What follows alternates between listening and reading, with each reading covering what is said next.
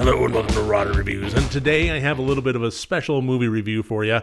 I was contacted by email about 8 days ago from writer-director 𝗘𝗾𝗂𝗶𝗽𝗀, and after some words of flattery, which he asked me to watch and review his new feature, the 2022 movie Bad Bones, which is currently available for free on YouTube. I'll go ahead and provide the link in the description below here.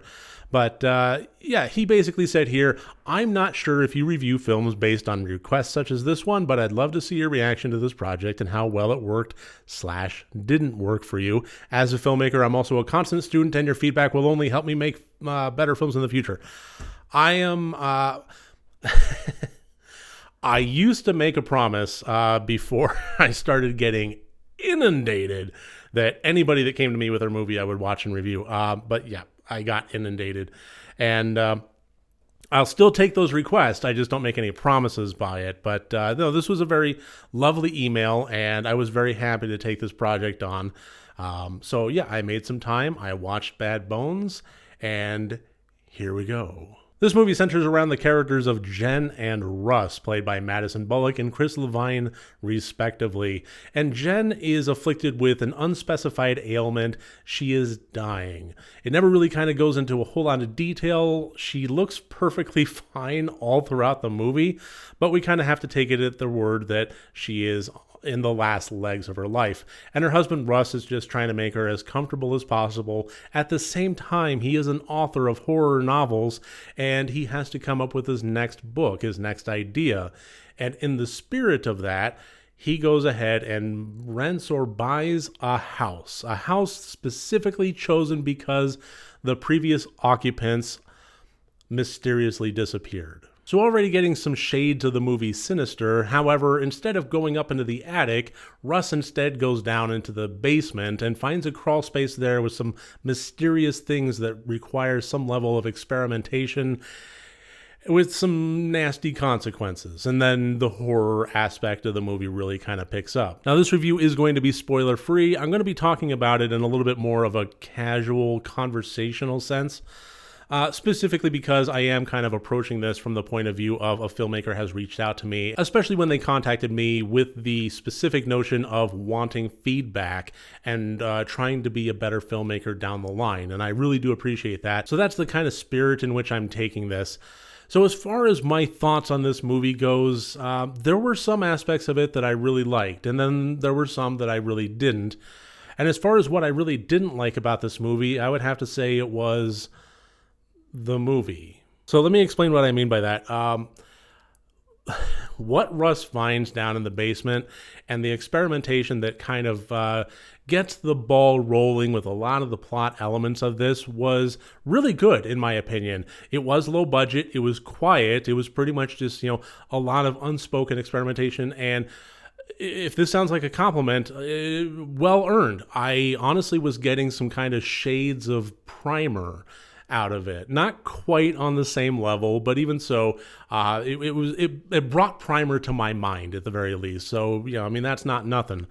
What he kind of was going through in terms of the experiments in the crawl space with the apples and so forth as the movie continued, I found fascinating. And the way that it was kind of fleshed out was interesting as a concept. Moreover, there were some surprises to be found in this movie, at the very least on kind of a chronological level.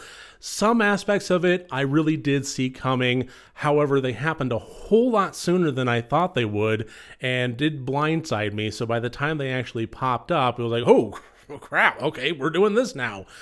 Was kind of expecting that as honestly kind of an last minute act 3 reveal kind of thing, but nope, this is where we're going here. So that was actually pretty cool. It was really nice to be surprised by something like this, especially when it was kind of the methodology that I had been expecting just turned on its head a bit. However, now we're getting into the howevers.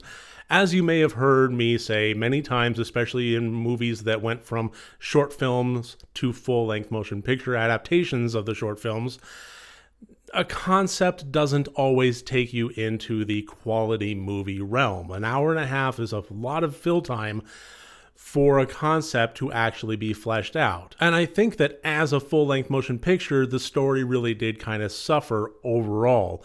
And there were a few reasons for that. First of all, it felt very claustrophobic. Not only was this kind of taking place in one static location of this house, which kind of became a thematic element of the plot, so that's forgivable.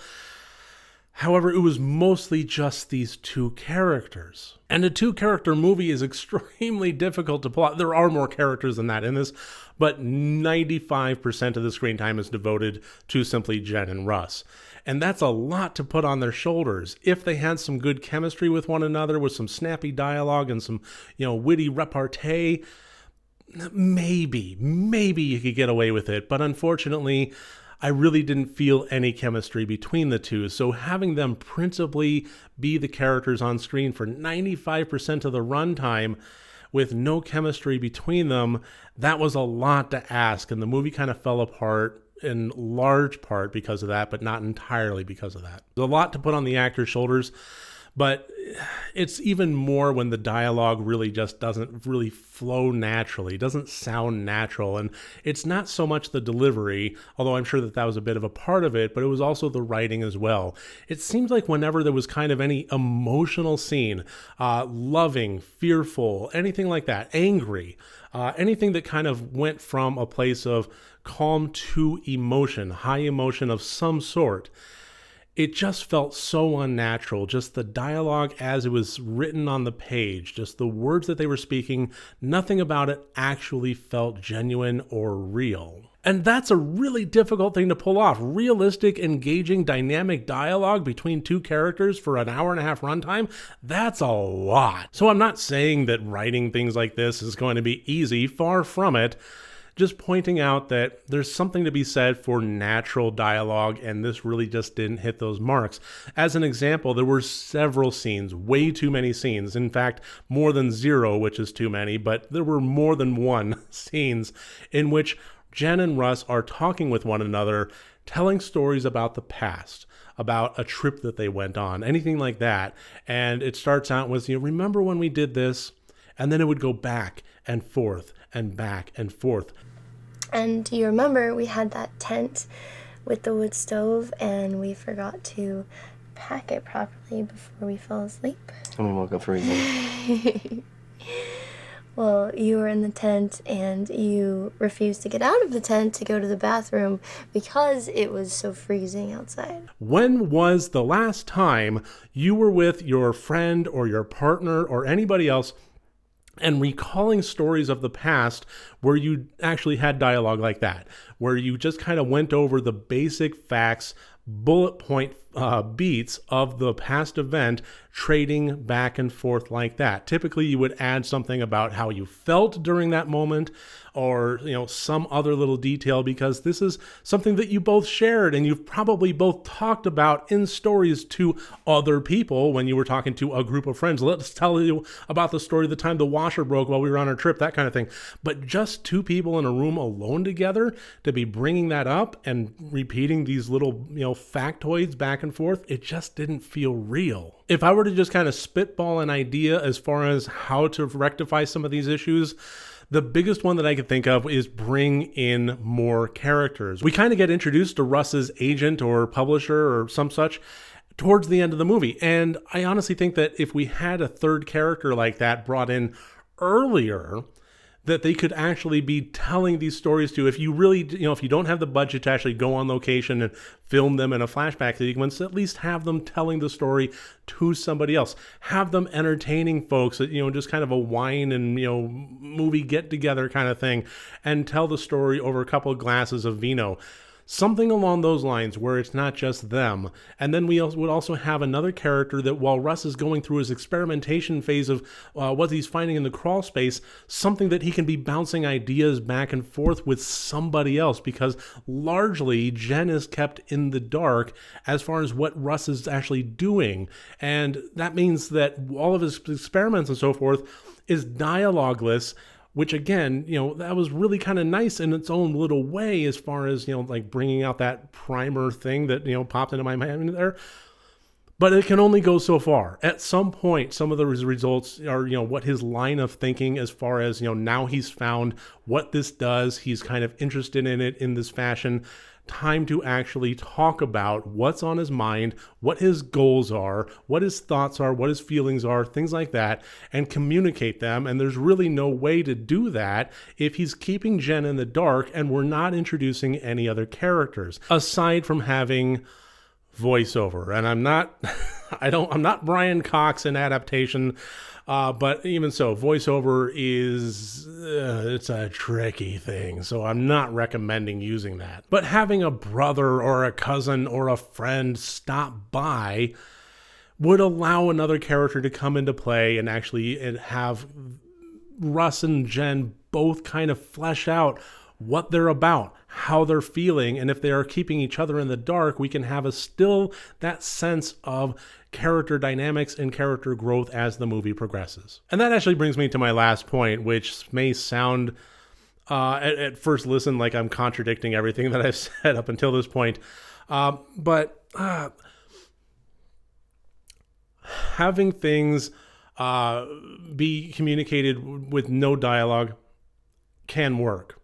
It's actually kind of nice for a movie to not over-explain things. It's nice for a movie to treat its audience and its audience's intelligence with a certain amount of respect, to simply present things visually on screen and allow the people that are watching to kind of fill in the gaps. Oh, that's what's going on. Oh, that's what he's doing. But at some point, something needs to be explained. At some point, the gaps do need to be filled in, even if it's not right away. Once we have the mechanics of the what, and we have the concept in play, which is really good in this movie, what the concept starts to elevate towards, once we have the what and the mechanics, how the character actually utilizes that and makes the plot and the characters move forward, it would have been nice to have a little bit more explanation in terms of what was actually going on. Hiding some things from Jen, hiding some things from the audience is fine. Like I said, it allowed for that, kind of mid-movie surprise to kind of, wow, I didn't expect that to be happening, at least not so soon. But again, at some point, something needs to be explained. If we want to have this mysterious element and then immediately show the consequences of it, so that it surprises the audience and, really wows them, at some point, that logical leap from A to Z does need to kind of have some of the other letters filled in down the line. Yes, we were surprised. Yes, we saw some consequences, but what happened in between? If you just leave it completely open, it feels a little bit unsatisfying. The audience can only fill in so much. If you want to skip from A to C and leave B completely alone and have people, argue back and forth endlessly for years about what B actually was, that's fine. But to go all the way from A to Z and just completely leave the rest unknown, even all the way to the end, and leave it unexplained, that's a little bit of that's a bit much. And that's generally what happened here. It just felt a little bit unsatisfying with how few answers this movie actually provided.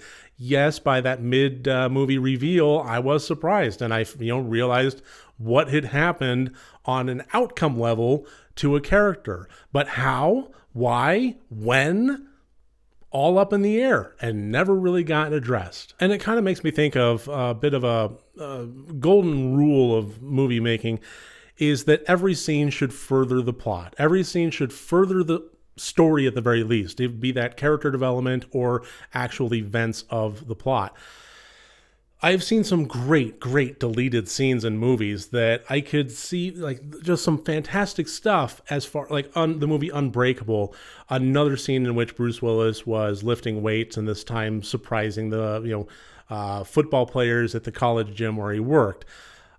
That was a really great scene. I loved it, but it didn't further anything. It was just a little bit redundant after the weightlifting scene with his son. The movie High Fidelity, there was a great scene in which John Cusack was wanting to buy 45s of a massive collector played by Beverly D'Angelo.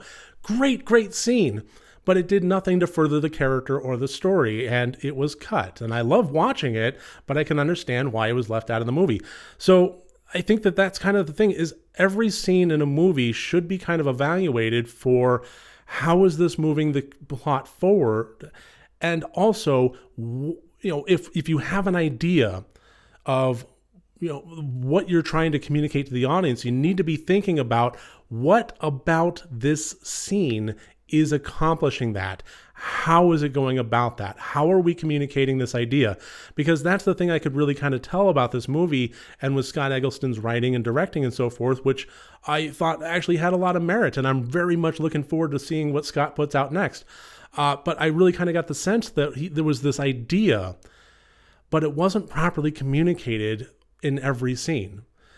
There were scenes in which I think that that question should have been asked and answered. How is this furthering the idea that I have? What about it is communicating this concept? How are we moving forward? And I think that that, more than anything else, is the ultimate litmus test as to whether you have a good concept or a good movie, because if you can't answer that, then the scene should be cut. And if you go throughout the entirety of the movie and you realize that 75% of it's been cut because it hasn't moved anything forward and it doesn't belong in the narrative, then maybe it's worth reevaluating whether or not this concept actually has legs enough to fill an 1.5 hour long feature-length motion picture.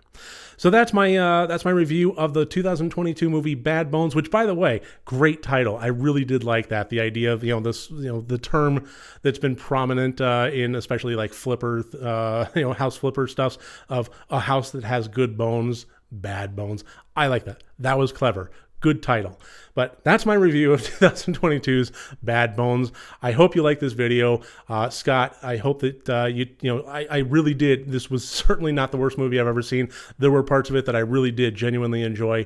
Thank you very much for reaching out to me. Thank you for letting me watch it. I am going to include a link to the YouTube video of the movie if you do want to watch it, anybody out there. So that should about wrap this up. Thank you so much. Remember, next time you want to watch a horror movie, first make sure that it's good and rotted.